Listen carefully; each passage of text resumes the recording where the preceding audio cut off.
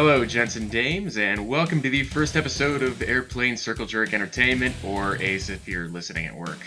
I'm Kyle Dunn, resident airplane enthusiast and artist, and across the United States in sunny California is... I'm Jordan Lee, and I'm Kyle's secret boyfriend. And I also like airplanes a lot, I guess.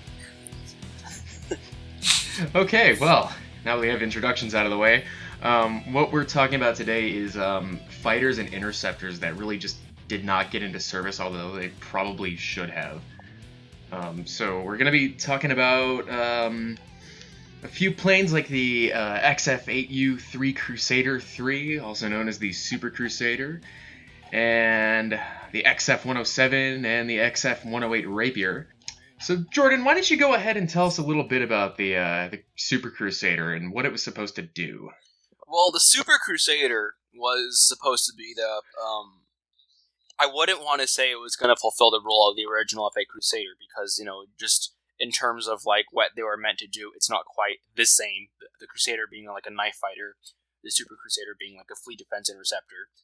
But it was definitely when the Navy was going into its phase of BVR combat and realizing that it's this is going to be the future of air combat. We need to make things that go fast and get to point A faster, not to dogfight with the enemy, but to launch missiles against targets over the horizon. So that's when missile trucks became a thing.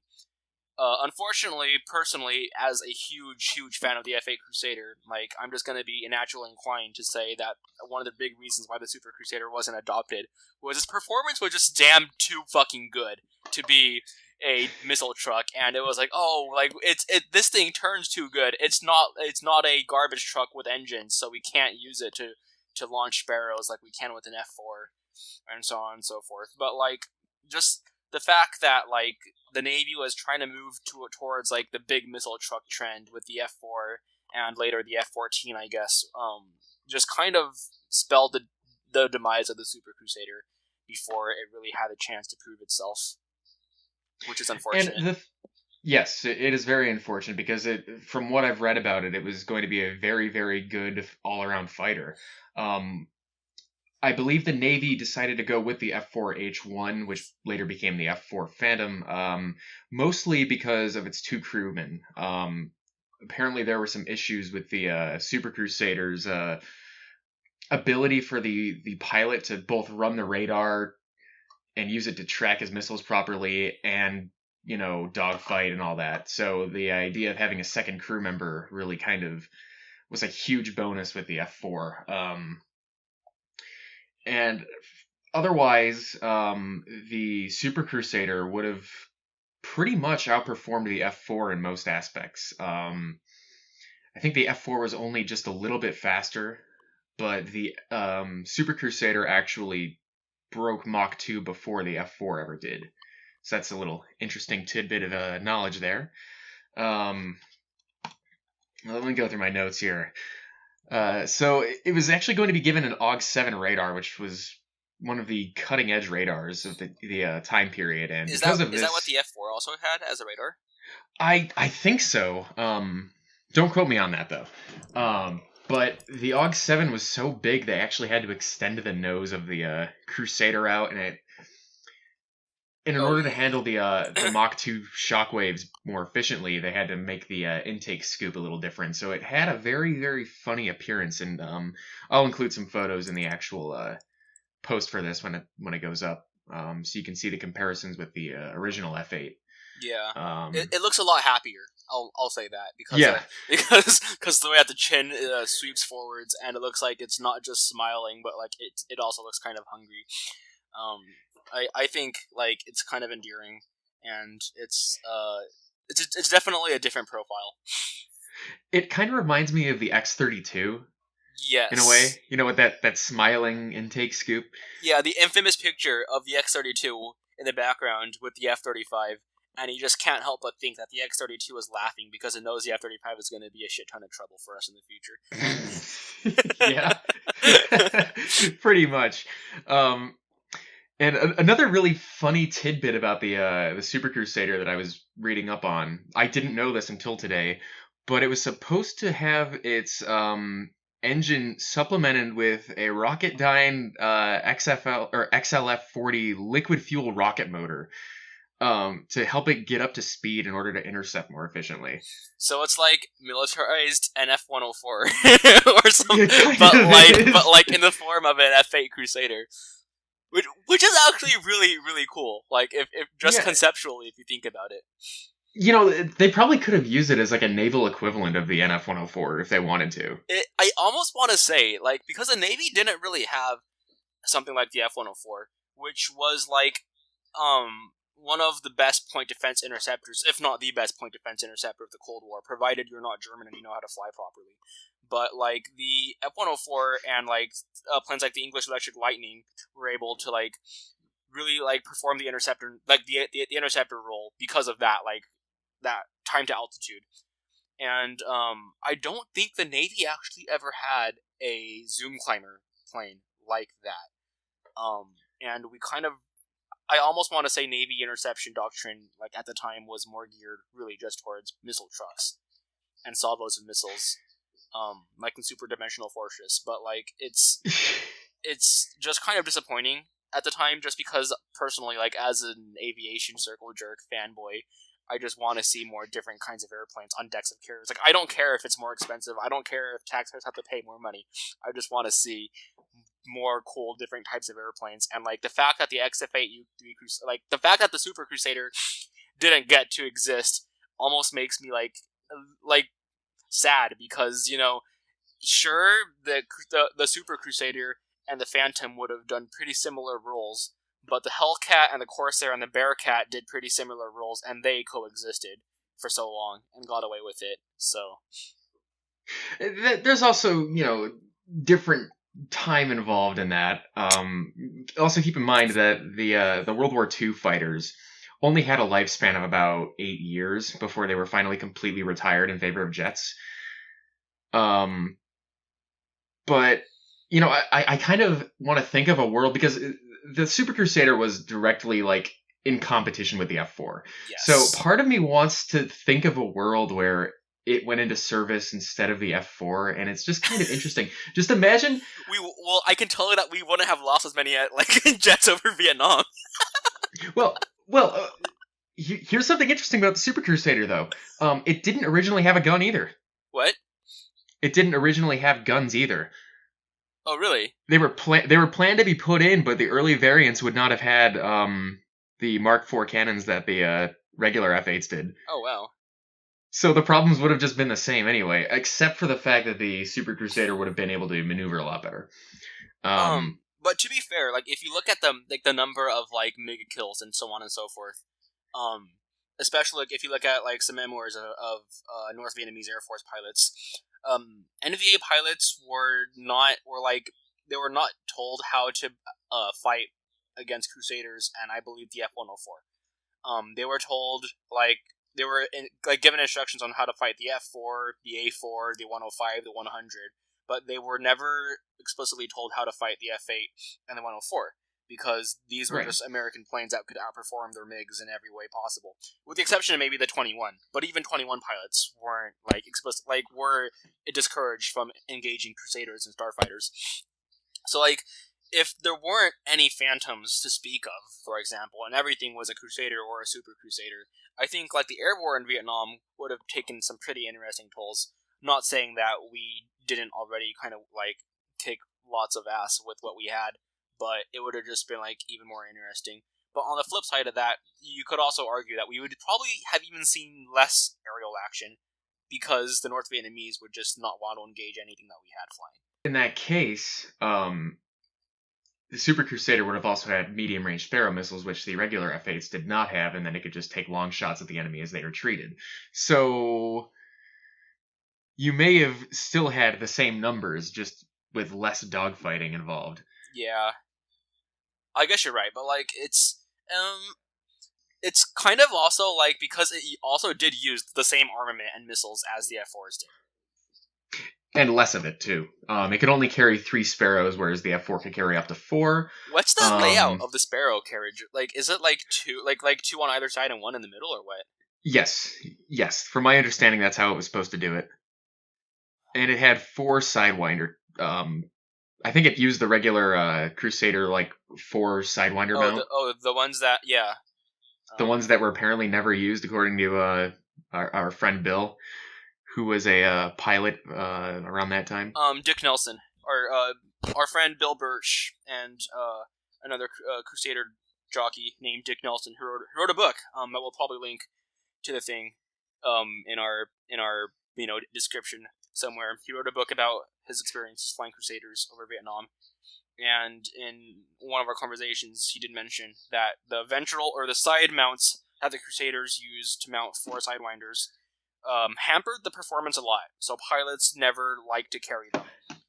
They opted to have the two missile mounts instead. Because just like if you look at the size of those missile rails, it's a really like big chunk of metal on the side of an airplane. So I'm not surprised that fighter jocks didn't like to have those things bolted on all the time. And plus, Sidewinders of that era were really, really unreliable anyway. Yeah. So they were pretty much mostly dead weight, one could argue. Mm-hmm. Until they at least got the AIM-9B. Or Ds, sorry. Yeah, the B was the really bad one. It didn't compute any lead. It would just hone in to any heat source without any deflection. But then later on, the AIM-9D was a slight improvement. But even then, it was just... When did we start getting those in Vietnam? Or did we ever get those in Vietnam? I think we had Ds by 1972 when we did Linebacker. Oh, okay, cool. Yeah, so that would have played a positive role in shooting down MiGs, I think. Yeah. It says here... yeah, go on. Oh, go ahead. I was just going to say, and anybody, if we're quoting this wrong, please tell us, because we want to know. We want to learn, you know? Yeah. Please just go ahead and this tell is us in the literally comments. just a circle jerk that, like, Kyle and me spouting, like, things off of airplanes that we enjoy because, that's just what we do for fun. If you're listening to this, you probably know just as much, if not more, than we do. It's true. So yeah, and if you want to be on this show, just give us a call, and we'll make it happen. Oh yeah, totally. Because we're just this is just literally for fun, and we think it'd be cool to have some other people share some knowledge or share some experiences too. It says here that NASA pilots flying the Super Crusader harassed Navy Phantom IIs in mock dogfights until complaints from the Navy put an end to the harassment. So I guess that's pretty funny. Yeah, yeah. I mean, in Dick Nelson's book, I just find that book right now. But it's what's it called? Okay, I believe it was called The Contrail Chronicles. An American family's journey through war and peace. Anyway, there is a segment in that book that he talks about harassing Phantom pilots with his friends. VF 194, I believe, was the squadron that he flew with. Legendary Red Lightnings. Oh, cool. Yeah, and they were he talks about a lot of their experiences just mock dogfighting Phantoms and whatnot because they believe they had the superior bird, and a lot of Crusader pilots apparently did still were adamant that their bird was better because they only had they had it was just themselves and their plane, as opposed to having a Rio in the back that you had to share your aircraft with. So they felt more like real fighter jocks, as opposed to we're a team and you're my Rio and I have to rely on you to shoot things. Well, that isn't necessarily bad for some people, because some people were actually, some people preferred to have a second pair of eyes. Yeah, no, it's definitely true. It all comes down to ego, and I think that's true for a lot of fighter pilots. I remember in that one episode of Dogfight, so they talked about flight suit attitude. And I don't remember that one. Yeah, flight suit attitude. I wish I could tell you exactly what the quote was, but it was just it's exactly what you're probably thinking it means. So it's something that's a recurring theme among fighter pilots. Okay. Whether they're Luke Skywalker or Manfred von Richthofen or or Pete Mitchell, so Whether they're real or fictional. yeah, basically, or Poe Dameron. Like, it's just that kind Oh my of God. that kind of fighter pilot swagger that kind of Yeah. has become a trope in every way, shape, and form that's been kind of accepted as fact. And it's probably based more in fact than anything else, because real fighter pilots aren't doing anything to dispute this this stereotype Yeah. at all. And around the same time that the Super Crusader was being toyed with by the Navy, the Air Force was holding its own competition in order to get their next tactical bomber for their Tactical Air Command. And we all know about the F-105 Thunder Chief. I mean, that's kind of another Vietnam staple. But its competitor was actually a descendant of the F-100 Super Sabre. It was going to be called the XF-107. And I think 3 were built. And it was mainly meant to do the same job the F-105 was, considering it was a competitor. What do you know about the F-107, Jordan? I know Trumpeter makes a kit in 1 72nd scale that I really want to buy, and if it wasn't like $20-25 all the time, I'd probably have it. Right. And I know that when I do buy it, I want to make it in like hypothetical Air National Guard markings or something, because I'm sure so cool. everyone's done it in like Vietnam, Southeast Asia camo at some point. Oh yeah. So I think that would be cool. Another thing I do know about the 107 is I saw it once at the Air Force Museum as a kid, and my dad told me it was like the F-100 but cooler, and I just thought that was the coolest shit, because it was like an F-100 with a pointy nose. So like it was like less catfish, more pointy nose, and it had like a weird intake on top, and I was like, that is an aesthetic. And yeah. I always wondered if that intake would like also be something that would make it like need a downwards firing ejection seat like the F-104, but I never cared enough to look into it. So I'm not sure if that played a part. Well, from my understanding, it had a conventional upward ejection seat. Okay. By that point, I assume rockets would have been able to, get past that. Yeah. But they had a nickname for it that was like Pilot Eater or something. Oh shit. Yeah, just because what do you expect? It's a big intake right behind the canopy, and the reason for it is because they actually tried putting it on the bottom. Uh-huh. And the whole intention behind it was to carry large thermonuclear weapons for delivering in a. Did it have an Third internal World War weapons with bay, Russia. or did it carry things on like pods on the bottom, like the B-58 or something? It had a conformal kind of like divot in the middle where it could hold. I don't think the B-61 was made yet, but it was one of the. So it's like the Blackburn Buccaneer. Yeah, Okay. yeah, kind of like that. Okay. But yeah, originally they tried putting the intake on the bottom, and it caused a lot of vibration problems when it was flying at high speed. And they decided, well, I mean, we can't really put it on the bottom because, one, we have a nuke there, and it's causing shockwave problems. We can't really put them on the sides for whatever reason, so let's just put it up on top. Yeah. I mean, it gives And us the resulting look is a very sleek profile. It is a very interesting profile. I will give it that. However, it would never have been a great dogfighter to begin with. The reason for this is that the angle of attack, or what? Well, there's that, and I was going to say that it has no rearward visibility whatsoever. You're right. You're right. Yeah, You're absolutely right. And to be fair, as okay as the F-105 was in the long run, I still see why the Air Force went with it. It's more conventional, right? In every way. Yeah, it's just more conventional, and they were just playing it safe, and I don't blame them for that. Yeah. Like, I'm using my eyes right now. Like, if you look at the F-107, or like pull up a picture of the F-107, you know how the vertical the stripe on the red stripe on the vertical tail here, Kyle, I will link you real quick right here. Please do. If you look at that, like there's an orange stripe on the tail, that goes down and leads towards the cockpit. Yeah. Okay, so trick your eye into thinking that is the profile of the aircraft, and just like eliminate the top intake from the aircraft, and just like it almost looks like a bigger F-11F Tiger. I was gonna say, like, from the side, if it had delta wings, it would look just like an F-106. Yes. And like, it's funny because like with that kind of profile, it places it into that archetypical like jet fighter kind of deal, like with the Mirage F1 and the F11F, and like it just looks Yeah. so right, but at the same time, Well, because of what it is in real life, it looks so wrong. well, let me explain that.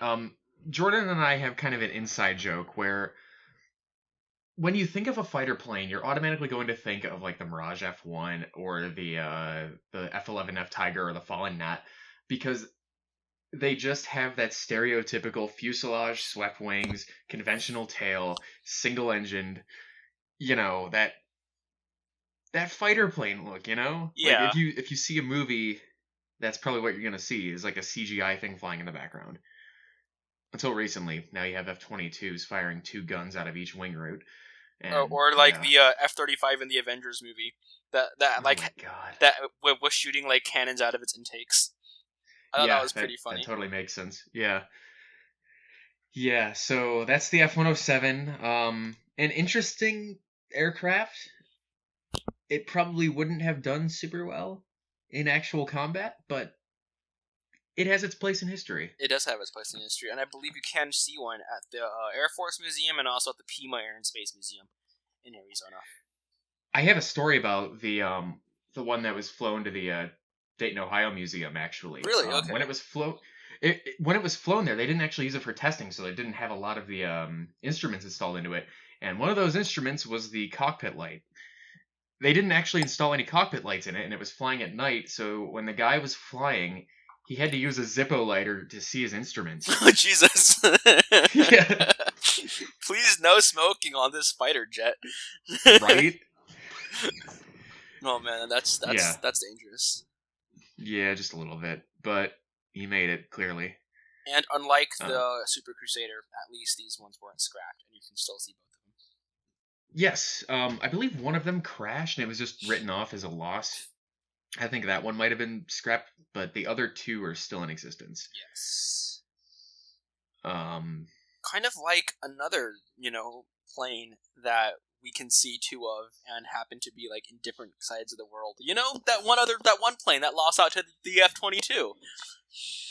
yeah, that one plane that was probably very technically better, and everybody knows about it, and it's cooler looking, and yeah. Yeah, and it was prominently featured in Macross Plus as the YF-21. There's the If you compare the dimensions of the YF-21 on like the Macross Wiki or like the Hasegawa instruction guides, and if you compare the dimensions to the real world the YF-23, Soji Kawamori barely changed them. I believe the Yeah, YF-21 is like a meter like wider and a meter shorter than the YF-23. So like it's like in terms of size, it's like literally the exact same size, and he didn't bother changing it at all, like he did with the yeah, VF1 or the VFO. yeah, So it's yeah. No, that's that's a very interesting point to make. a bit of trivia. Kyle, you should explain what we just made a joke about. Okay, so Jordan and I are fans of Macross Plus. And that's an anime OVA that was released in 1994 by Big West. And it's basically okay. Imagine the FX competition from the early '90s, late '80s, early '90s with the YF-22 and YF-23. Make them transform into robots and then add in like a virtual idol, and that's basically it. It's a really good show if you haven't seen it. Actually, I highly recommend it. And one of the aircraft in it bears a striking resemblance to the YF-21 or YF-21, the YF-23. And yeah, I know I can't even tell the difference. And it's a clear representation of it. The other one, which is supposed to be like the quote unquote winner, F-22 look or stand-in, I guess, doesn't really look like the F-22. It looks more like I want a to say it forwards. looks almost like an F-18 with forward swept wings and canards. Yeah, I could see that. It bears a striking resemblance to the Su-47, which came like 2 or 3 years later. Yes. But otherwise, yeah, it doesn't really have much of a real world equivalent. Um, but yeah, that's Macross Plus. Go check it out. It was on Netflix for a while. Oh, was it? Oh, okay. It was That on is cool. Netflix and it was on YouTube. I don't think it's there anymore, but Stars Media owns it now, so you can probably find it through them. It's definitely worth a watch. Yeah. Interestingly enough, the aircraft are named YF-19 and YF-21. So, like, if you fit them into like the chronological order of airplanes, like you have the real world F-18 Hornet, and then you have the YF-19, which I believe, shit, what was it called, Excalibur? Yes. Okay, and they have the F-20 Tiger Shark, and then you conveniently have the YF-21, and you have the F-22 and 23. So, like, even like within the real world timeline of like how the Air Force naming convention of our aircraft, you can slip the 19 and the 21 in there, and it's pretty seamless. So that's also pretty You amusing. know, I never realized that. Like it wouldn't make sense, in universe because it's like taking place in the future. But I don't know if that was intentional or not. But that's really funny. Yeah, I never isn't caught that. it? Yeah. Um. And to this day, like there hasn't been a 19 or a 20. Well, there have the 19 exists in model kit form, but like there hasn't really been a real 19 or 21 in like Right. something that we can complement our weeaboo anime airplanes with. So fun little Although trivia. deep down, part of me wishes there were like an Aurora like mystery plane. Like the F-19 actually existed. The frisbee of Like deep. Dreamland. Yeah. No. Like part of me just thinks like they probably knew what they were doing when they were numbering the aircraft. I'm sure at one point there was a plan for a 19 that just never saw the light of day. Um, Spoopy but skeleton. yeah, Halloween. This is this is our and special Halloween episode. oh It's yeah, spooky because rattle your the bones. YF-19 exists, but nobody knows about it. It's been flying secret missions over Kosovo and Iraq for decades. Yeah. The It's F-117 the was shot down by the YF-19 because it was compromised. Ooh. oh my god, you're like a truther. Bosnia was an inside job. Serbian anti-aircraft guns can't hit Lockheed Martin steel.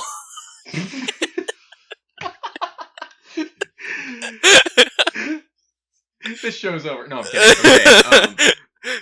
Speaking of planes that never actually got off the drawing board, to get back on track, another really cool fighter I wanted to talk about wasn't really even a fighter, it was more of an interceptor. But one I really, really would have loved to have seen fly was the XF-108 Rapier. Ooh, that's a good one. It would have been the ultimate interceptor in the United States Air Force inventory. It was basically like a scaled-down XB-70 Valkyrie. And it looks kind of RA-5 Vigilante-ish. Well, interesting story behind that because the RA-5 was directly based on the XF-108. Oh, that's so cool. I did not know that. They basically took the fuselage from the XF-108 and then gave it a conventional swept wing, a regular bomb bay because it was supposed to have a rotary bay for AIM-47 missiles. That is also really cool if you think about it. It's like F-22. It's like, the rotary bay in Stealth, the movie? Yeah, it's like that, but real. Like, come on, guys. And this was like in the 50s. Like, guys. Yeah. It would have had the first pulse Doppler radar. It basically would have been like a super F-14 in use. That's dope. Like it would have taken off probably from U.S. bases in like Alaska to intercept bear bombers if the war ever went hot. But it had the precursor to the Phoenix missile, which was called the AIM-47, and that was directly it directly developed into the AIM-54 later on. Oh wow. Yeah, the Hughes and ASG-18 radar was very similar in function to the F-14's AUG-9, and the only reason it really died was because, one, the XB-70 program was starting to go under, and the Soviets, I guess, doctrine was switching away from bombers and more to ballistic missiles. Uh-huh. So there was less of a threat of bombers that would have had to be intercepted. So if you don't have anything to intercept, why waste the money on a super interceptor when you have like the F-106 Delta Dart already? That's true. Although I hear the F-106 Delta Dart, in terms of perform, like its time to intercept was still slower than the F-104. I didn't know that. Yeah, the F-104 has the lowest time to intercept of all the Century fighters, so it's kind of a cool tidbit, I guess. Well, it kind of needs a quick time to intercept because it didn't really have any long range missiles Yeah, it was until like much later, and it was only done by like what the Taiwanese Air Force. Italians, I believe. The Taiwanese The never Italians. used Sparrows on their 10. They might have. You know, I'm not. I should know this, but I don't. Being of Yeah, Jordan is Taiwanese our descent. Yeah, no, Jordan is like our Taiwanese Air Force F-104 expert, Yeah, but you could say. speaking of F-104s and the XB-70, it's funny because, okay, this might be an off-color joke, but imagine what else would have crashed during that fateful Oh my picture God. shoot if Oh the my 108 if the God. 108 was with them, because I believe that photo shoot was just like a circle jerk of General Electric engines, right? So they had like a Yeah. B-58 or some shit, and there were two, like the XB-70, the 104. So it's just kind of like, like imagine like what else could have possibly gone wrong if like the 104 or like if the 108 was also in that picture and like shit just like hit the fan. Like I want to say like everything would have probably exploded with the exception of maybe like the F5 and the T-38. But Well, maybe not, because the F-108 was bigger and heavier, so it was probably less likely to be sucked in by vortices. I mean, it probably would have been like knocked around a bit, but it wouldn't have been like You know- blown like a kite like the F-104 you know, it might have was. even been prevented because if the 108 was operational, they would have flown it next to the XB-70 instead of the 104. Yeah. See, we could have had both.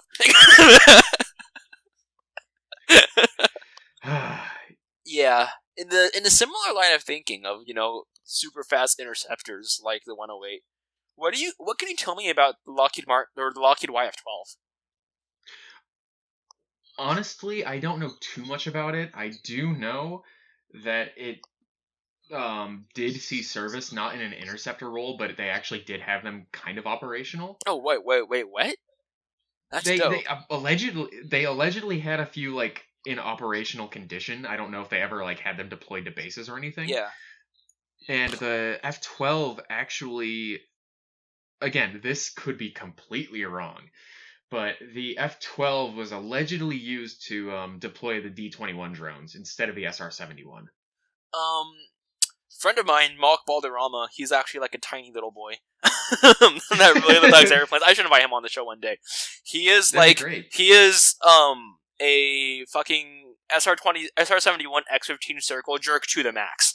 Like, he sends me pictures he draws of the X-15 of like literally every single X-15 ever built, and he has like the serial numbers next to all of them. And then I'm Oh just my like, God. kid, like, get a life. But like, you know, I'm just really impressed because like he built a model of the D-21 once, and I was like, oh, cool, that's that one thing that the SR-71 carried on his back. And then he like kind of like snapped into Z and was like, excuse you, it's what the M21 carried on its back. So Yeah. I think that's what you were thinking of, the M21. Well, the M21 I believe was built from the YF-12 airframes. Oh, okay, yeah, I wouldn't They're, know like, exactly converted. what was. Yeah, I don't know too much about the YF-12s. I think they did test AIM-47 missiles on them, Oh, that's dope. which originally were going to go to the Rapier. Yeah. I think the reason they really didn't get into service was because they had a tendency to outrun their own missiles. So it'd be like what the F-11F did with its guns, but with missiles. That's pretty funny. Yeah. Yeah. For those who we'll have pictures of this aircraft as well, but the nose profile of the F-12A, because I think of the radar that it needed to use, is different than that of the SR-71. It's a little more of a radome shape. I don't know if the SR-70. Sorry. You know, does the SR-71 have an engine, or have a radar up front? That's what I was wondering. Yeah, it doesn't really need one. Maybe it had like, because its cameras were all it really needed.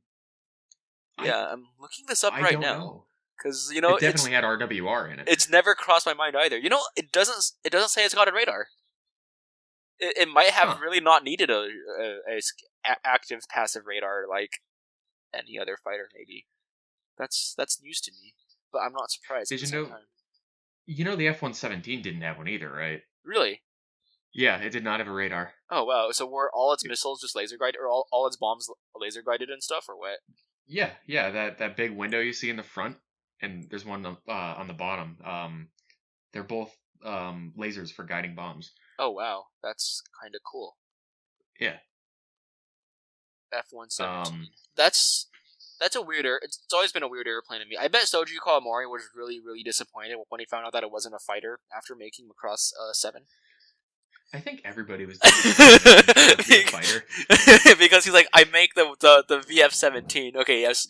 Sorry, folks. Going back to our Japanese animes here. But basically, our boy Kawamori designed another variable transformer that looks like the F-117. But it's like a total dogfighter. Like, in terms of performance and, like, role it fulfills. It's basically an F-22. Not even. It's classified as a heavy battleroid. So really? It's almost like a big fighter bomber. So it's like an F-111. Kind of, yeah.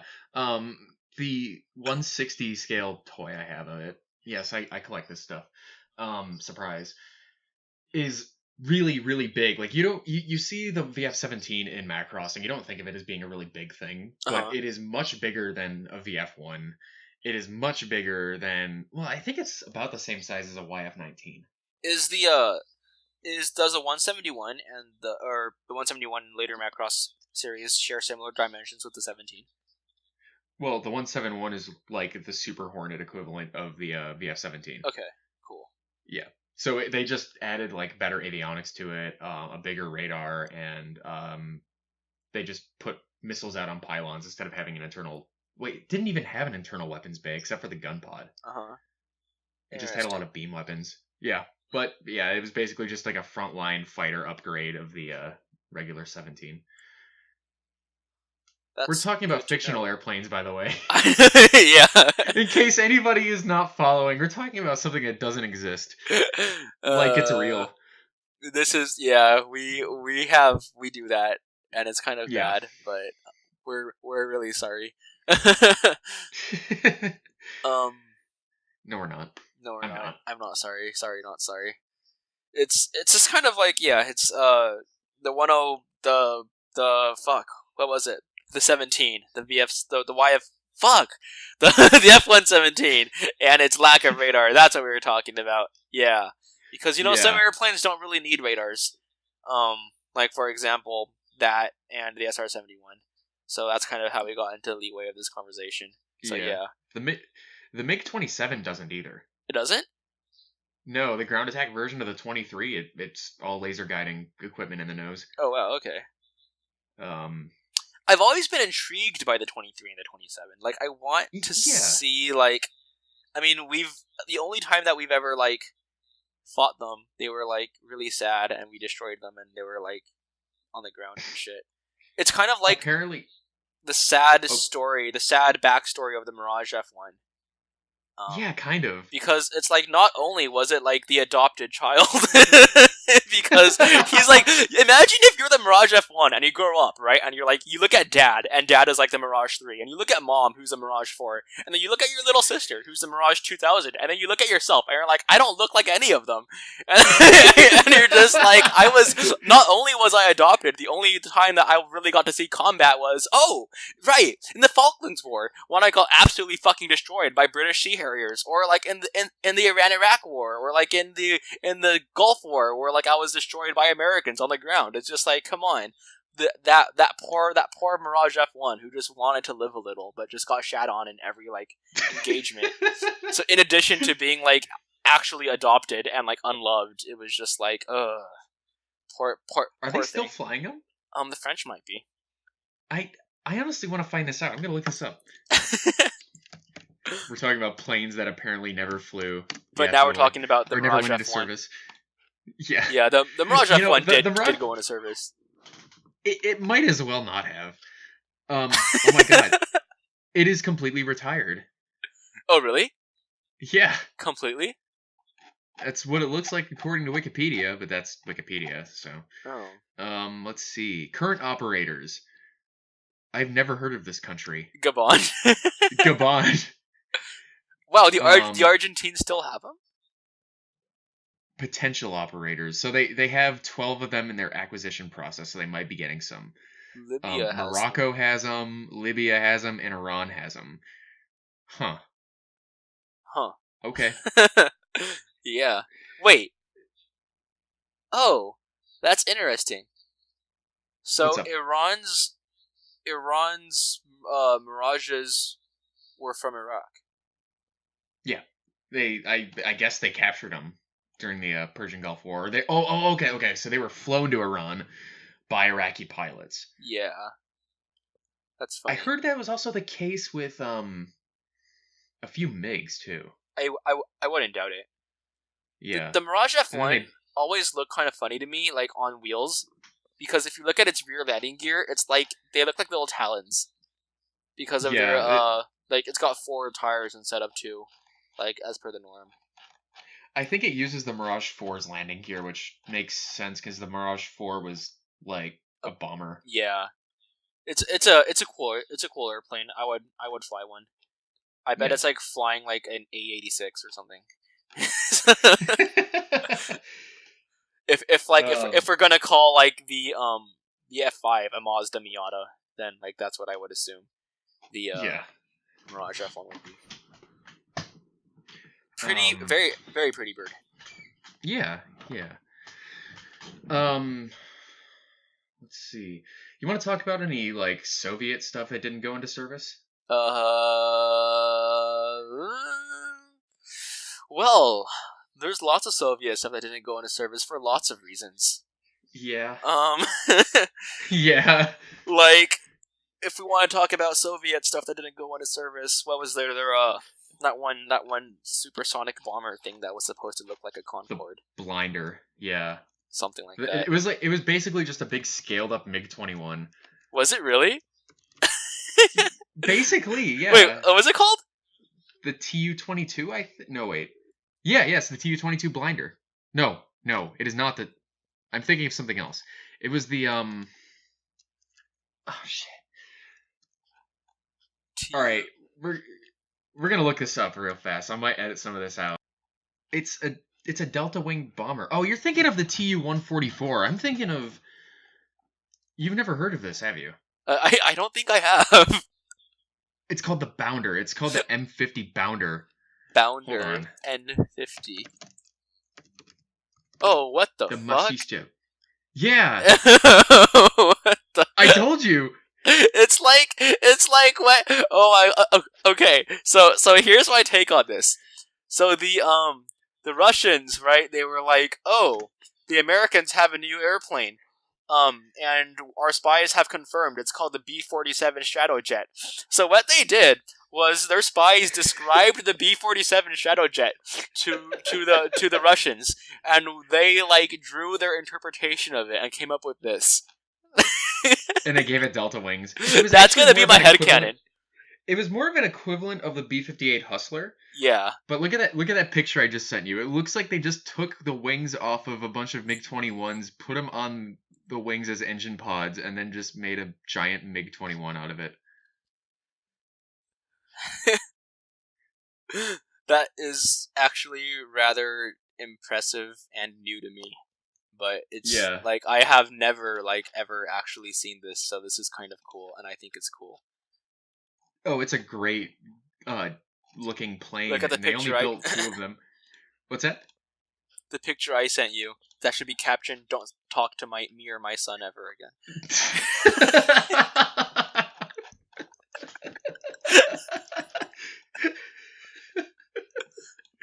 That'll be the title banner of this episode. You know, it almost looks like a stiletto, an X3. Oh my god, it does! It looks like... It's like an X3 with like underslung engines. Yeah. It like somebody combined a 707 with an X3. Yeah, it's like someone's Kerbal space program, like project or something. It does.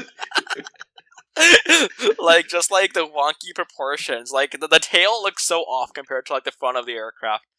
Oh Like yeah. it looks straight out of Kerbal. And Yeah, and like I bet it didn't get lift for shit. Like it. Look at the name of this kit I sent you.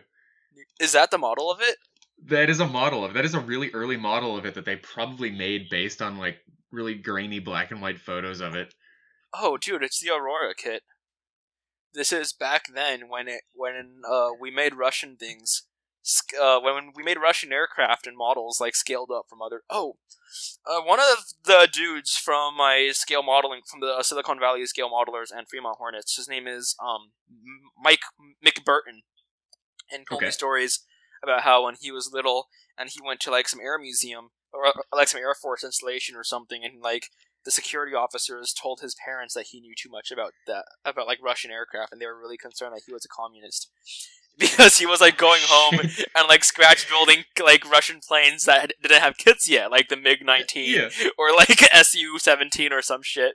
So Yeah. it's like back then, kids that would like want to have something like this would have to either deal with like what they have from grainy photos or use those grainy photos to like homebrew their own models of planes that we didn't want to make models of because capitalism is like, oh, it's not okay to profiteer off of like toys of communist weapons. So I think it's nice that we live in the day and age where I can walk into a hobby store and like pick up like a Hasegawa MiG 25. Not saying that I would want the Hasegawa MiG 25 Mother of God. That thing was guessed from pictures as well.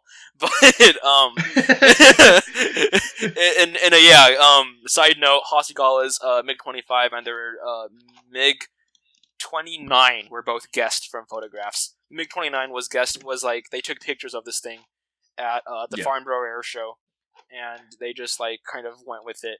But like, yeah. Well, to be fair, Farnborough is actually a better source than a lot of the photos that came before it. Yeah. I believe the Airfix dudes also, when they made the model of the MiG 29 and the Sukhoi 27, they also got their references from the Farnborough Show. The Farnborough Show is basically like the Milan Fashion Show, but for like nerds. And that's kind of what we went off of that. But yeah, no, anyway, like my original point, like back in the day, like a lot of these people honestly had to, scratch build their own Russian aircraft. So it's nice that we can just buy Russian aircraft or like Chinese aircraft from hobby stores today. It's kind of how times have changed. And a lot of really, really rare aircraft are coming out as kits now. Like, it's true. Like you said, there's an F-107 kit that you want to get. I don't know how long it's been out for, but the Trumpeter, the Trumpeter kits. I want to say it's been out for a while. According to ScaleMates, let's see that boxing, the Ultra Saber 72nd scale. I want to say it's been around since the 90s. It first came out. Okay. It first came out in 2001. So 2001. Okay, yeah. so it's still pretty recent. Yeah, it's relatively as far as kits go. Yeah. Oh my God, Jordan, this picture. Oh no, what's going on? This just illustrates my whole MiG-21 scaled up theory even more. Don't talk to me or my son ever again.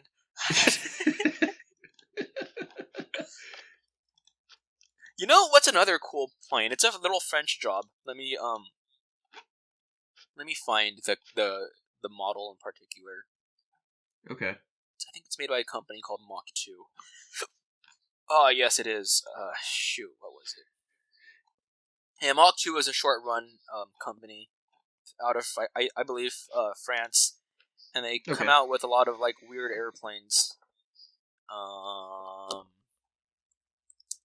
Yeah, this part might need to be edited out a little bit because I'm doing some That's okay. searches. While you're doing that, I do want to add that Shoji Kawamori in his interview, or in an interview I'd read, said that he didn't like building kits because, there's one way to build them pretty much. Uh-huh. And he was of the mindset that if you're going to build something, you should scratch build it yourself. So he was like a really hardcore scratch builder growing up. Interesting. Yeah. That's okay. I think I found it. Check this shit out. It's called the Leduc 21, and the pilot sits 21. In a glass, like all around thing. Like I've heard of this. Yeah, like right in the intake. The British had something similar too. Yeah, it was probably made by like Miles or like something. Yeah, everything Miles. Everything British as weird is made by Miles.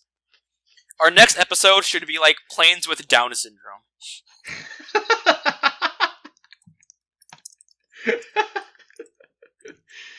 Oh boy. The short Seamew would be one. Another famous British aircraft. Or not really. Hey Jordan, I found what you're talking about, by the way. Ferry Gannet. What was it? No, it's called the Miles M52. Yeah, I knew it. It had to be fucking Miles. It looks a lot like the French thing. It does look like the Duke 21. It looks like... You know what it looks like? It looks like the Bell X1. I was just going to say that. I was going to say, it's like somebody took the X1 and was like, how can we make this crazy and not conventional at all, but still make it look like an X1? Yeah. It's like, It's like... I don't even know how to describe these British things. Mistakes. Yeah, no, well, probably really useful information that they were able to use to make new planes, but still. Yeah. They had another plane, an experimental one that was kind of based on like the layout of the Comet. Oh. It was called the Swallow. It was the de Havilland DH-108. Uh-huh. And it almost broke the sound barrier before the X1, but it ended up crashing and it killed, I think, the son of the owner of the company. Oh, that's rather unfortunate. Yeah. It looks like stolen Nazi technology. Yeah. To say the least. Let's see when this thing was built. Oh, October 1945. Yeah, so it's most fucking definitely stolen Nazi technology. It's like, hey, what's that? We've been told it's called the Messerschmitt 163. It's like, oh, let's make it ourselves. Okay, and they came up with this thing and killed their dude, and unfortunately, things happened. Okay, so back to the whole fighters that never went into service thing. Back on topic. Have you ever heard of the Goblin? Yes, the McDonnell XF-85 that was supposed to be dropped out of B-36s and shit. Yeah. Yep. When I was a little kid, that was like my favorite fighter. I don't know why. It was just such a cool concept to me. Wait, okay, as a kid, did you have phases? Like, after watching 1941, I definitely had a P-40 phase. You're still in a P-40 phase. What are you talking I'm still in a P-40, you're right. And then for some reason, I had like a Jimmy Doolittle phase that I just really liked the B-25B. Okay. And then there was okay, I haven't been able to track down the toy that I saw, but like my dad took my sister and I to the Seattle Museum of Flight once, and at the gift shop was like a little die-cast B-25B, and I really wanted that one, but my dad was like, no, it's too toy-like. If we're gonna get a B-25, it's gonna be, do you remember the old postage collection die-cast things that came with a little black stand? Yeah. He wanted to get one of those. And the one that he wanted was a B-25J. And, he ended up getting that one instead of my beloved B model. And I was just I was not a very happy kid that day. And it was really sad. I can imagine. I can imagine you were really salty. Yeah, because it was not only was it it had the gun turret on the rear, the lower back instead of right up here on the dorsal area, and everything it didn't have the stupid chin blisters, and everything was just perfect. Yeah. But no, he just had to get the stupid postal. What triggers me the most about those stupid postal collection models is no two planes were the same fucking scale. Oh yeah, because you had to fit everything in the stupid boxes. So you have a Fokker D7 that's 6 inches wide, and then you have it sitting next to a P-51 that's 3 inches wide, and you're just why? Why do you exist? Speaking of B-25Bs, totally getting off topic again, but there is a model of the USS Hornet for the Doolittle raid. At the museum I volunteer at. It's the Eldred World War II Museum, and it is a 1/144 scale of the USS Hornet. That's cool. It is huge. It's 6 feet long. I would have really liked that as a kid. I bet. All the B-25s on it, you can tell the guy tried, but they're all B-25J kits. But he just took just listen. He just took the turret and moved it back, and didn't even fill in the hole where the turret in the front should be. I bet he probably didn't built even. back in I the bet he 90s. didn't even shave off the little rear turret thing, so like it still has a prominent tail gunner position that's not flush. Ugh. Oh, Well, you're so I thought they close. actually uh kept the tailgun position, just removed the guns for weight. No, they the turret the tail gun design on the J and the B model are completely different. Oh, On the B okay. Oh model, wow, it's yeah. like completely flush with the tail cone, whereas on the J, I Yeah. believe it pops up. So there is a visual difference in that regard. So the guy would have to be prone in the back, basically. Yes, I believe so. Wow. So how much did 1941 trigger you? The movie. Yeah. Oh, the movie didn't take itself seriously, so I think that was okay. Yeah, but they didn't get any of the B-25s right whatsoever. I believe they also used the P-40E instead. Oh, really? Yeah, the P-40 in the movie was an E model. Oh, that breaks my heart. I used to not like any P-40 except for the B and the C. That used to be my thing. Same. When I was playing Pacific Fighters on my PC, which was the IL-2 expansion, I always flew the P-40B in the defense of Pearl Harbor. Yeah, and like the E model would trigger me because it was so close yet so far, and I didn't even like the N model because like it had the weird like squared off rear window instead of like the nice like thing that I was used to. That was weird. But like as I got older, I learned to deal with the other models of P-40s and be like, you know what? At least you're not a P-51. Because like if the P-51 was like a 21st century male, it would like wear like clothes from Supreme. It would have a snapback. It would wear socks with Nike Elite sandals. It would listen to Wiz Khalifa. It would go to raves on weekends with the P-47. But it had a brother. His name was P-51K, and he was a little bit more straight laced. Yeah, and he also had a conjoined twin brother.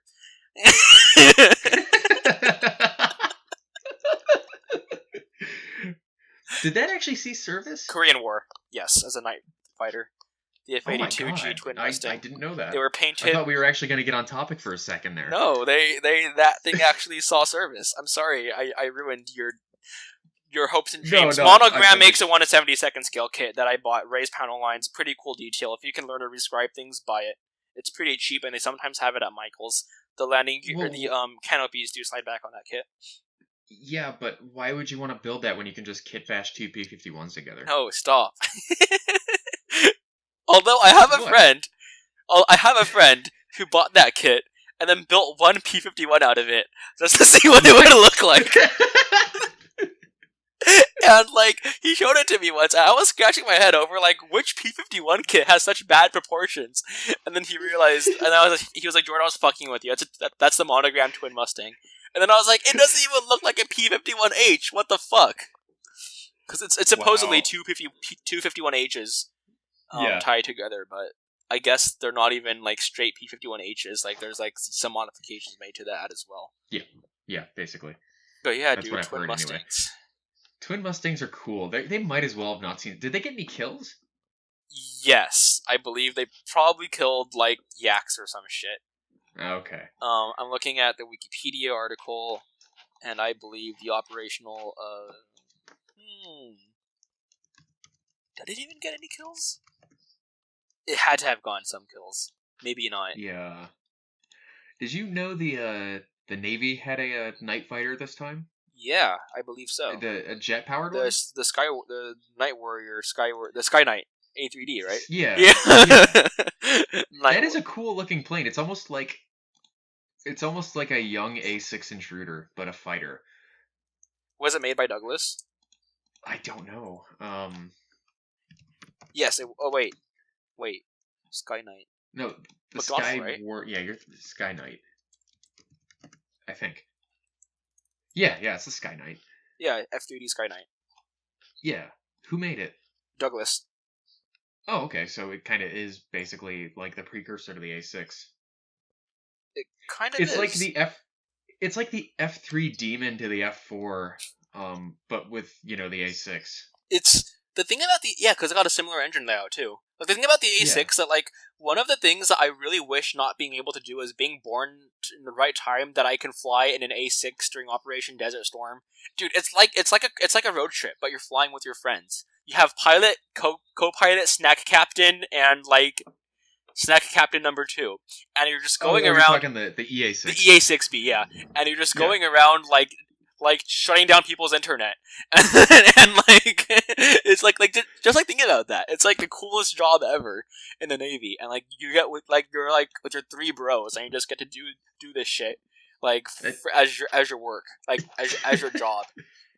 That does sound kind of awesome. Yeah, I would do it. I would, with that side by side cockpit and everything. Yeah, it's literally like being in a car, like in the Prowler, because you get 4 dudes. Yeah. Whoa, what the fuck? Are you looking at this picture of the Sky Knight carrying Sparrow once? Yes, I am. Okay. Yeah. Hive mind. Oh my god. You can tell Jordan and I are like into the same things, so we're obviously gonna look at the same pictures. We're like, we're self-proclaimed like brothers from other mothers, so it's funny. Basically, yeah.